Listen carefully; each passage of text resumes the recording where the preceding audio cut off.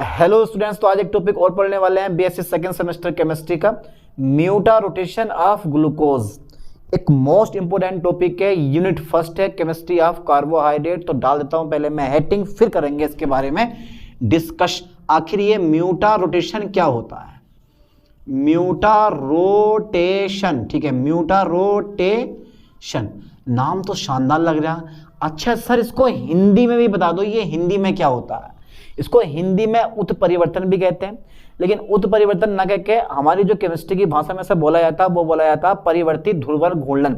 याद कर लो ठीक से, क्या बोलते हैं? परिवर्ती ध्रुवण घूर्णन। तो यार हिंदी में याद करने से बेटर यही है कि इसको आप इंग्लिश में ही याद कर लो। म्यूटा रोटेशन, कितना शानदार वर्ड है। और अगर हिंदी में लिखना चाहो तो म्यूटा रोटेशन हिंदी में लिख दो, कोई दिक्कत नहीं है। अब ये होता क्या, हम सिर्फ पढ़ेंगे ग्लूकोज का। हर एक कार्बोहाइड्रेट लगभग म्यूटा रोटेशन शो करता है, लेकिन हम पढ़ने वाले हैं ओनली ग्लूकोज। क्या पढ़ने वाले हैं? ग्लूकोज, यानी कि म्यूटा रोटेशन ऑफ ग्लूकोज ओनली। ठीक है, चलो अब देखते हैं। सबसे पहले मैं लिखवा दूं कि ये म्यूटा रोटेशन होता क्या है। तो ग्लूकोज, ध्यान देना है, ग्लूकोज विलयन के स्पेसिफिक रोटेशन में होने वाले परिवर्तन को म्यूटा रोटेशन कहते हैं। और मैंने बता दिया कि म्यूटा रोटेशन को हिंदी में बोलते हैं परिवर्ती ध्रुवण घूर्णन। तो पहले परिभाषा में लिख दूं, क्योंकि यार लिखना बड़ा जरूरी है, क्योंकि नोट्स चाहिए आपको। ठीक है, लाइन पे ध्यान देना है। ग्लूकोज किसके बेटे? ग्लूकोज, ठीक है, ग्लूकोज विलयन के, लाइन पे फोकस करो ठीक से, ग्लूकोज विलयन के, ग्लूकोज विलयन के स्पेसिफिक रोटेशन मतलब विशिष्ट घूर्णन। बता दूंगा क्या होता है विशिष्ट घूर्णन भी। स्पेसिफिक रोटेशन, ठीक है sir, specific rotation, okay sir, specific rotation, ठीक है सर, स्पेसिफिक रोटेशन में होने वाले परिवर्तन को, में होने वाले, ठीक है सर, परिवर्तन को हम क्या बोलते हैं भाई? परिवर्तन को म्यूटा रोटेशन कहते हैं। म्यूटा रोटेशन कहते हैं मेरे लाल। बहुत सिंपल सा टॉपिक है, कहते हैं। अरे यार ये परिभाषा आप लोगों के समझ में ना आई कि ग्लूकोज विलयन के स्पेसिफिक रोटेशन में होने वाले परिवर्तन को म्यूटा रोटेशन कहते हैं। एक छोटी सी परिभाषा है, कोई भी याद कर लेगा, बच्चों वाली परिभाषा। अच्छा बताओ, है नहीं है? इतनी सिंपल तरीके से मैं लिखवा देता हूँ इसको यार, पढ़ा देता हूँ कि यार आप लोगों की समझ में आ जाता होगा। चलो साहब आगे देखता हूं। ग्लूकोज विलयन के स्पेसिफिक रोटेशन मतलब विशिष्ट घूर्णन में होने वाले परिवर्तन को म्यूटा रोटेशन कहते हैं। हाँ भाई कहते हैं। 2 पॉइंट पे ध्यान देना है। अब जो मेन पॉइंट है ना, वो पॉइंट पे देखो, ग्लूकोज के 2 रूप होते हैं। अगर आपने ग्लूकोज की साइक्लिक स्ट्रक्चर पढ़ रखी है तो ग्लूकोज के 2 रूप होते हैं। 2 रूप कौन कौन से होते हैं? एक तो होता है अल्फा डी ग्लूकोज, ठीक है, लाइन पे ध्यान दो, और एक बेटे होता है बीटा डी ग्लूकोज। कौन सा था? एक बीटा डी ग्लूकोज। एक तो मेरे पास alpha glucose, alpha D glucose, और एक होता है बीटा डी ग्लूकोज। और खास बात तो ये होती है कि ये म्यूटा रोटेशन ग्लूकोज क्यों शो करता है? क्योंकि alpha D glucose beta D glucose में चेंज होने लगता है। लाइन पे ध्यान देना है, यही चीज म्यूटा रोटेशन का कंसेप्ट क्लियर करेगी। मैंने क्या बोला? मैंने बोला कि अल्फा डी ग्लूकोज खुली श्रृंखला के माध्यम से बीटा डी ग्लूकोज में चेंज हो जाता है, जिसकी वजह से ग्लूकोज म्यूटा रोटेशन शो करता है। लेकिन अभी हम यहां तक पहुंचे नहीं हैं, सिर्फ इतना पहुंचे हैं कि ग्लूकोज के 2 रूप होते हैं, एक अल्फा डी ग्लूकोज होता है और एक बीटा डी ग्लूकोज होता है, और दोनों के स्पेसिफिक रोटेशन अलग अलग होते हैं। और जो मेन ग्लूकोज होता है वो होता है एल्डिहाइड फॉर्म में। मेन क्या होता है? एल्डिहाइड फॉर्म में। अगर साइक्लिक स्ट्रक्चर नहीं पढ़ी है ग्लूकोज की तो डिस्क्रिप्शन में वीडियो का लिंक डाल दूंगा, वहां जाके आप वीडियो को देख सकते हो। सिंपल सा टॉपिक है यार बिल्कुल, लेकिन साइक्लिक स्ट्रक्चर आपको पता होनी चाहिए, तभी ये म्यूटा रोटेशन कंसेप्ट क्लियर होगा इसका। चलो साहब देखो, मैं अल्कोहल का क्रिस्टलन 2 तरह से करवाऊंगा। एक तो करवाऊंगा यानी कि ग्लूकोज का क्रिस्टलन 2 तरह से करवाऊंगा। एक करवाऊंगा अल्कोहल द्वारा और एक करवाऊंगा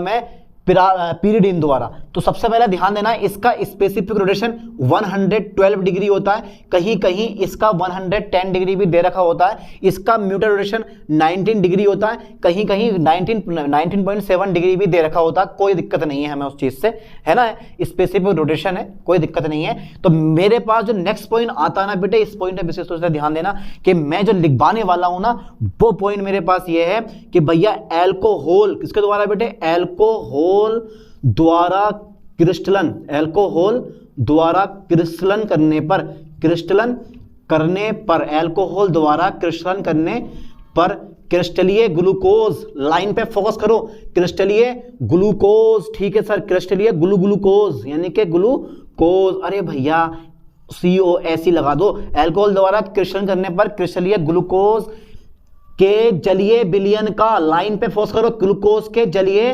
विलयन का स्पेसिफिक रोटेशन, ठीक है सर, स्पेसिफिक रोटेशन कितना होता है, जल्दी बताओ मुझे फास्ट, स्पेसिफिक रोटेशन कितना होता है बेटे, 112 डिग्री होता है, 112 डिग्री होता है। ओके, कितना होता है बेटे, 112 डिग्री होता है, 110 भी लिख सकते हो, कोई दिक्कत नहीं है, 112 डिग्री होता है, यानी कि ग्लूकोज के जलीय विलयन का स्पेसिफिक रोटेशन 112 डिग्री होता है, जिसे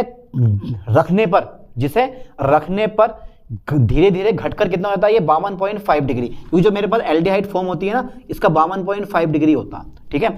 जिसे रखने पर, जिसे क्या करने पर बेटे, जिसे रखने पर धीरे धीरे घटकर, धीरे, ठीक है, धीरे धीरे धीरे घटकर कितना हो जाता है बेटे, ये धीरे धीरे घटकर 52.5 डिग्री हो जाता है, 52.5 डिग्री हो जाता है। ये तो करवाया मैंने अल्कोहल द्वारा क्रिस्टलन। अगर मैं करवाऊं पीरिडीन द्वारा ग्लूकोज के जलीय विलयन का क्रिस्टलन, तो भैया आपका क्या बनेगा, बीटा डी ग्लूकोज बनेगा, यानी कि जो स्पेसिफिक रोटेशन आएगा वो 90 डिग्री आएगा, यानी कि जरा ध्यान देना लाइन पे, पीरिडीन द्वारा,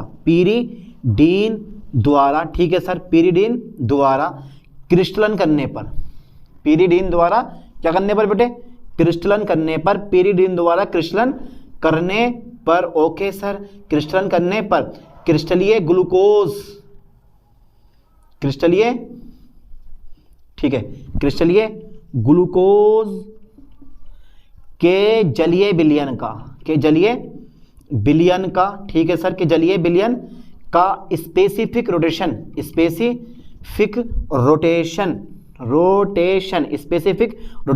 19 डिग्री होता है, 90 डिग्री होता है।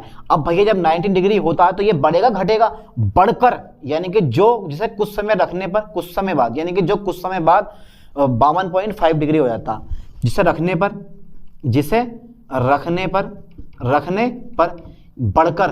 बढ़कर कितना होता है बेटा, ये भी 52.5 डिग्री हो जाता, लगा लो 52.5 डिग्री हो जाता है। अब बात ये आती है कि ऐसा क्यों हो रहा है, जो मैंने पहला पॉइंट बताया कि इसका कारण क्या है, इसका कारण यह है कि अल्फा डी ग्लूकोज खुली श्रृंखला के माध्यम से, अल्फा डी ग्लूकोज खुली श्रृंखला के माध्यम से बीटा डी ग्लूकोज में चेंज हो जाता है, ठीक है। इसका कारण क्या है, इसका कारण भी लिखो, मेन कारण लिख लो इसका भैया, इसका मेन कारण क्या भाई, इसका कारण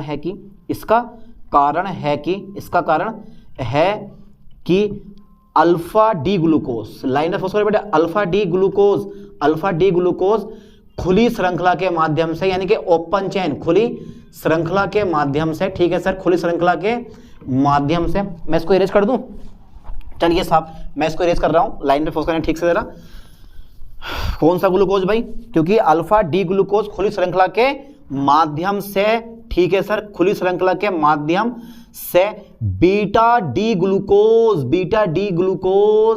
में चेंज हो जाता है, बीटा डी ग्लूकोज में चेंज हो जाता है, लाइन पे ध्यान देना, अल्फा डी ग्लूकोज हमेशा बीटा डी ग्लूकोज में चेंज होने की कोशिश करेगा, जिसकी वजह से ये 52.5 डिग्री से होता हुआ गुजरेगा, अंदाजा लगा लो आप, ठीक है।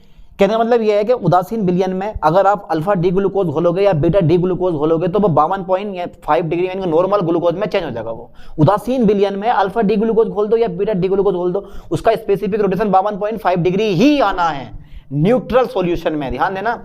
चलो साहब, माध्यम में बीटा डी ग्लूकोज में चेंज हो जाता है, ओके साहब। चलो नेक्स्ट देखो, इक्विलिब्रियम की अगर मैं बात करूं, साम्य अवस्था में, ठीक है, अल्फा डी ग्लूकोज ज्यादा होगा या बीटा डी ग्लूकोज ज्यादा होगा, दिमाग लगाओ जरा, कौन सा ज्यादा होगा। साम्यावस्था में अल्फा डी ग्लूकोज ज्यादा होगा या बीटा डी ग्लूकोज ज्यादा होगा? तो इसका कंसेप्ट जो क्लियर होता है वो यहां से होता है कि इसका कारण है कि अल्फा डी ग्लूकोज खुली श्रृंखला के माध्यम से बीटा डी ग्लूकोज में चेंज हो जाता है। अब आप अंदाजा लगा लो कि alpha D glucose beta D glucose में चेंज हो रहा है तो उसका मतलब है कौन ज्यादा होगा? अरे भैया अल्फा डी ग्लूकोज तो ज्यादा होगा और बीटा डी ग्लूकोज कम होगा। तो अल्फा डी ग्लूकोज जो होता है वो 63% होता है लगभग, और बीटा डी ग्लूकोज होता है 37% इन ए न्यूट्रल सॉल्यूशन, यानी कि उदासीन विलयन में। सोच के देखना, जरा दिमाग लगाना है बढ़िया करके एक बार, ठीक है। तो माध्यम में बीटा डी ग्लूकोज में चेंज हो जाता है। नेक्स्ट पॉइंट मेरे पास है कि साम्यावस्था में, साम्यावस्था में, ठीक है, यानी कि एक्विलिब्रियम में मेरे लाल, साम्यावस्था में, ठीक है बेटे, साम्यावस्था में। हाँ सर साम्यावस्था में क्या होने वाला? अरे आइसक्रीम खिला दो जबरदस्ती यार साम्यावस्था में, चलो खिलाते हैं ऐसे। साम्यावस्था में अल्फा रूप जो होता है, अल्फा रूप कितना होता है बेटे? अल्फा रूप, रूपा, अल्फा रूप कितने परसेंट होता है? लगभग कितने परसेंट होता है बेटे? लगभग 63%। तथा बीटा रूप जो होता है ना, बीटा रूप, वो लगभग कितना होता है? बीटा रूप लगभग कितना होता है मेरे लाल? लगभग 37% होता है, 37% होता है, ठीक है। इसे देखो निम्न प्रकार समझा सकता है, यानी कि इसे निम्न प्रकार समझा जा सकता है। तो यहां तक का जल्दी फास्टली स्क्रीनशॉट ले लें आप, जल्दी ले लिया स्क्रीनशॉट? अरे भैया ले लो यार, इसका स्क्रीनशॉट लो जरा, और उसके बाद आगे की कहानी देखेंगे हम। ले लिया स्क्रीनशॉट? ठीक है सर, चलो कर दें रेस। ओके चलो साहब, क्योंकि मुझे बनाने हैं अल्फा डी ग्लूकोज और बीटा डी ग्लूकोज और नॉर्मल एल्डिहाइड ग्लूकोज का भैया मुझे बनाना है साइक्लिक स्ट्रक्चर। उसमें शो करना है क्या? उसमें शो करना है स्पेसिफिक रोटेशन, तब मजा आएगा म्यूटा रोटेशन में, यानी कि परिवर्तित ध्रुवण घूर्णन में। क्या कहते हैं म्यूटा रोटेशन को हिंदी में भाई? परिवर्तित ध्रुवण घूर्णन। याद कर लो वर्ड से करके। चलो साहब देखो बना रहा हूं। सबसे पहले एल्डिहाइड फॉर्म आ जाएगी हमारी CHO, यानी कि CH में इधर बना रहा हूं, चलो मैं CHO कर दे रहा हूं। चलो यार C डबल बॉन्ड O, ये नॉर्मल मेरे पास एल्डिहाइड ग्रुप है, ठीक है। ये मेरे पास क्या आ जाएगा बेटा? यहाँ COH आएगा, यहाँ सिंगल बॉन्ड H आएगा, और तीसरे कार्बन पे हमेशा H इधर होता है और OH हमेशा इधर होता है। फिर चौथे कार्बन पे OH इधर आएगा, H इधर आएगा, पांचवें कार्बन पे OH इधर आएगा, H मेरे पास इधर आएगा, और CH2 मेरे पास OH ऐसे रहेगा। ये क्या है मेरे पास? ये एल्डिहाइड फॉर्म है, यानी कि ये नॉर्मल ग्लूकोज है। क्या है? Aldehyde form. ओके, ये एल्डिहाइड फॉर्म है मेरे लोग, ये एल्डिहाइड फॉर्म है, ठीक है। अब एल्डिहाइड फॉर्म है तो कितने परसेंट पाया जाता है? ये मात्र 2% होता है। इन्हें न्यूट्रल सॉल्यूशन उदासीन विलयन में कितना होता है? 0.2%। इसका स्पेसिफिक रोटेशन जो होता है ना अल्फा डी, इसको शो करते हैं, स्पेसिफिक रोटेशन को अल्फा डी से शो करते हैं ऐसा करके। और ये कितना होता है? 52.5 डिग्री होता है, ठीक है। ठीक है, अब मैं बनाऊंगा बीटा रूप और अल्फा रूप। ये मैंने साइक्लिक स्ट्रक्चर बना दिया, बस थोड़ा सा नीचे ऐसे करके शो कर देना है, ठीक है। अब मेरे पास क्या होगा? पहले कार्बन और पांचवें कार्बन में क्या बनेगी? ऑक्साइड रिंग बनेगी साइक्लिक स्ट्रक्चर में। बस वही मैं बनाने वाला हूं, अल्फा ग्लूकोज HCOH, ठीक है सर। आगे बता दो जल्दी फटाफट तेजी से।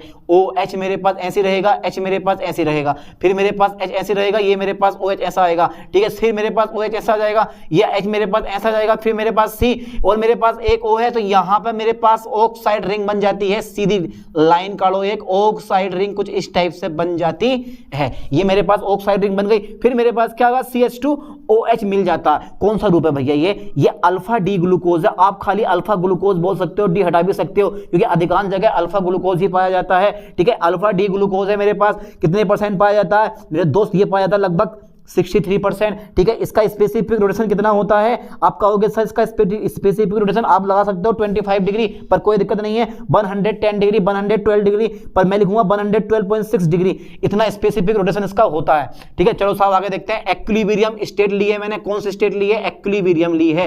कौन सी स्टेट ली है बेटे? एक्विलिब्रियम ली है। चलो साहब आगे बढ़ाता हूं मैं कहानी थोड़ी सी। सर कैसे पढ़ाएं कहानी आपको? बस बेटा बना दो, ये वाला इधर और ये वाला इधर, सब पढ़ा हुआ है आपका। ये चीज पीछे मैंने पढ़ा दी है, आप डिस्क्रिप्शन में वीडियो का लिंक डाल दूंगा, वहां जाकर देख लेना। मेरे पास फिर क्या बनेगा?